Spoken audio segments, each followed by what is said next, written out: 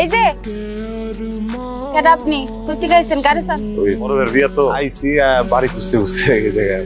বড় ভাইয়ের বিয়া করাইবেন আর বাড়ি চেনেন না? ওই রকমের না বিষয়টা আসলে। আপা হাই সেলাই দাঁড়াও। আসসালামু আলাইকুম চাচা। ওয়ালাইকুম সালাম। তোমরা কারা? আমাদের বাড়ি কই? চাচা আমি রায়হান, বাড়ি পলাশপুর। তোমার আব্বার নাম কি? শেখ রহমতুল্লাহ। আরে কি বলতেছো তুমি? রহমত ভাইয়ের ছেলে? আরে তুমি আমাদের নতুন করে আগে বলবো না। আসো ভিতরে আসো, বাইরে দাঁড়া। চাচা আজকে না যাই। তুমি সাদেক বিয়ের বাড়িতে আসছো? আরে কোন বাড়ির মেয়ে বাড়িতে নিয়ে যাবা দেখবা না তোমরা?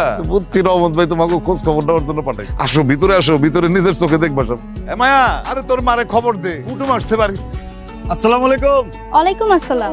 আজকেও কি ভাইয়ের বিয়ার খোঁজ করতে আসছেন? না না না না, এই রাস্তা দিয়ে যাইতেছিলাম তো ভাবলাম সবার লোক একটু দেখা করে যাই। ও আচ্ছা, তাহলে এক কাজ করেন, ভাইয়ের বিয়া বাদ দিয়া নিজে বিয়ে করে ফেলেন। তাহলে এত কিছু ভাবা লাগবে না। জি ঠিকই বলছেন, দুই ভাই আর দুই বোনের একসাথে এক বাড়িতেই বিয়ে হলো। ওরে বাবা, তোলে তোলে এত কিছু ভেবে রাখছেন আপনারা? তো এত কিছু যে ভাবছেন, ভাবার আগে মেয়ের পারমিশন নিছেন? না পারমিশন তো নিতে চাই, পারমিশন নিতে হলে কথা কইতে হইব না। আমি অপরিচিত কারোর সাথে কথা বলি না। 2 দিন পরে যে বাইতে বন্ধে দিবেন, এই বাড়ির লোক আবার অপরিচিত হয় কেন? 2 দিন পরে দিব, 2 দিন পরে পরিচিত হবে।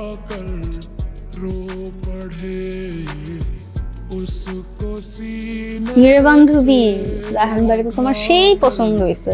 সোজা ভাগ, কি কস না কস? হয়েছে, থাক, আমার লোকের রং করবে। মানুষটা বাড়ির সময় দাঁড়া থাকে, কিন্তু কথা বলতে পারবে। সারা থাকলে কত কইতে হইব কারোর লোকে? চিনি না জানি না, অপরিচিত একটা মানুষ, আমার ভয় লাগে। ভয় লাগে কি?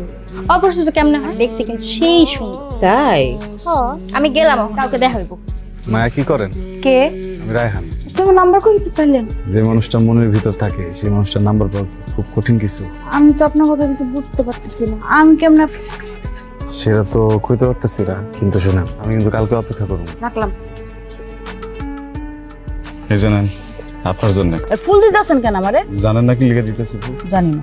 খুব ভালো লাগে আমার জ্বালা কেন আমার মুখ দিয়ে বাবা ভালোবাসার কথা শুনতে। আরেকটা জিনিস আছে, আজকে সিদ্ধান্ত নিচ্ছি, আপনি যদি এটা গ্রহণ করেন তাহলে বুঝুন যে আপনি চান আমি আপনার পিছিয়ে পিছিয়ে যাই, আর এটা যদি না নেন আমি কোনোদিন আপনার পিছিয়ে যাই না।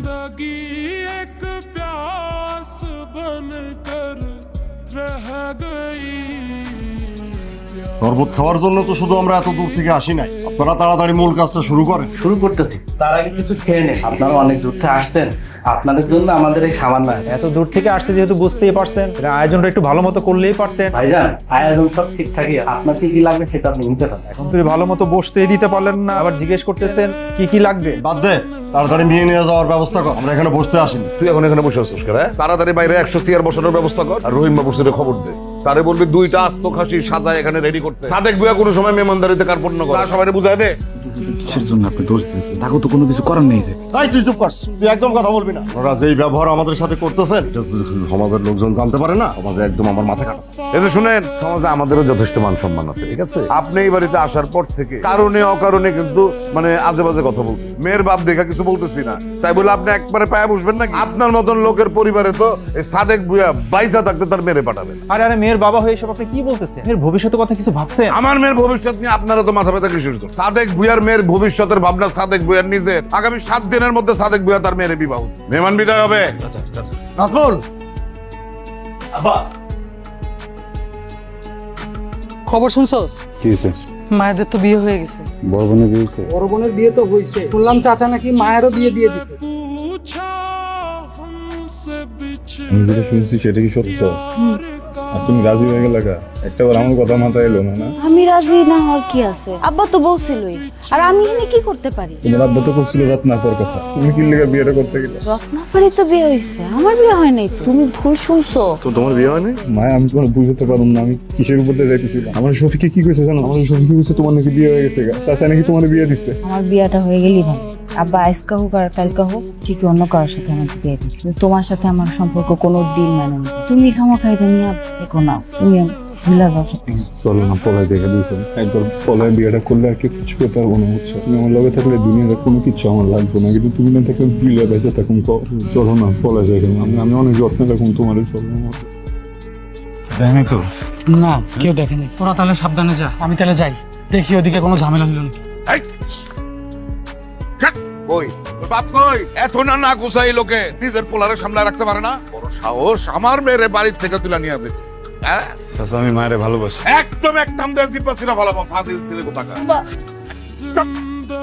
আর খারাপ কিছু দেখতে না ছেলে চুপচাপ আমার লগে বাড়ি চল, বাড়ি চল। তোর মতো কুলাঙ্গার ছেলে বাড়িতে থাকার চাইতে না থাকাও ভালো। এই বাড়ি থেকে এই রহমতুল্লাহরে অপমান করে বাইর করে দেয়, তুই সেই বাড়ির দিকে কিভাবে থাকা? তুই এইভাবে আমারে অপমান করলি। আমি আপনার অপমান করি নাই, নিজের দোষে অপমানিত হয়েছি। শুনছো তোমার বোনাই কি কয়? আজকে আমি ওর একদম রহমতুল্লাহর সম্মান, রহমতুল্লাহর দাম কি লেগে আব্বা? আর কারো সম্মান নেই, আর কারো দাম নাই, সব কিছু আপনি শেষ করছেন, সব আপনার দোষ। মেয়ের বাপ বলতেছে ছেলে মেয়েকে বাড়ি থেকে নিয়ে গেছে, আর ছেলের বাপ বলতেছে মেয়ে ছেলেরে ফুসলাইয়া বাড়ি থেকে নিয়ে গেছে। কিন্তু আপনারা এইভাবে কাদা ছেড়াছেড়ি করলে এই বিষয়টা তো সমাধান হইব না। আপনারা হইছেন সমাজের গণ্যমান্য ব্যক্তি, আপনাকে দুই পরিবার হইতে সম্মানহানি হইতেছে। মান সম্মান যা যাবার তা তো চলেই গেছে, কিন্তু এই যে ওনার জন্য, শুধুমাত্র ওনার জন্য একবার না দুইবার আমারে অপমানিত হইতে হয়েছে। আর সে আর তার ছেলে তো আমাকে মান সম্মান খুব উপরে উঠে দিছে। ফাজিল একটা পরিবার, আর পুরো পরিবার ফাজিল। মুখ সামলায় কথা বলতে হবে। মুখ সামলায় কথা বলবা। আরে আপনারা কি শুরু করছেন? পোলাপানের বিচার করতে এই সাথে আপনাকে বিচার করুন লাগে। এই বেটার একটা ছেলেও যেন আমার বাড়ির ত্রিসীমানায় আমি না দেখি। আমি আগামী 7 দিনের মধ্যে আমার মেয়ের বিয়ে আছে। আমিও যেন ওনার মাইয়ারে নেওয়ার জন্য একবারে রেডি হয়ে বসে আছি। চাচা আমি একই কথা মানি না, আমি মায়েরে ভালোবাসি। এই কিসের ভালোবাসি? হ্যাঁ কিসের ভালোবাসি? আরে আপনি থামেন তো, ছেলে কি কইছে এটা তো শুনলাম। ওই অনে মায়ের কথাটা শুন। মায়া তুমি কও তো ঘটনাটা কি করছে?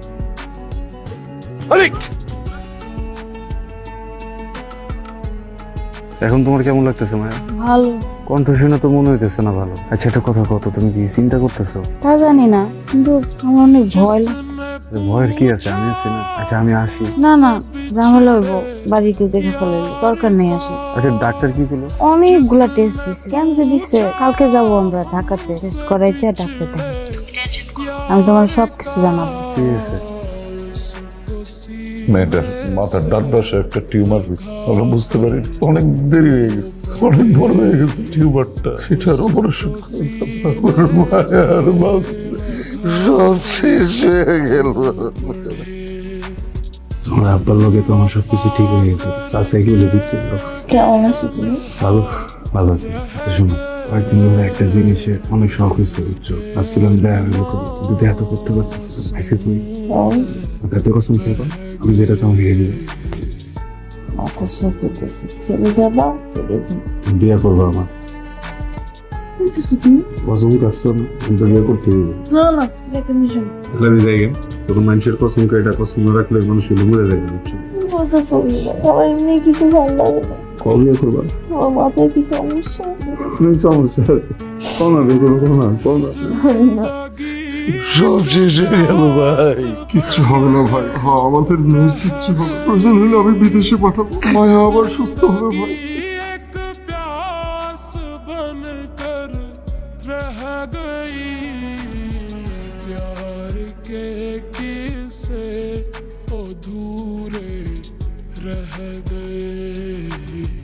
प्यार के किस्से अधूरे रह गए, हम वफा करके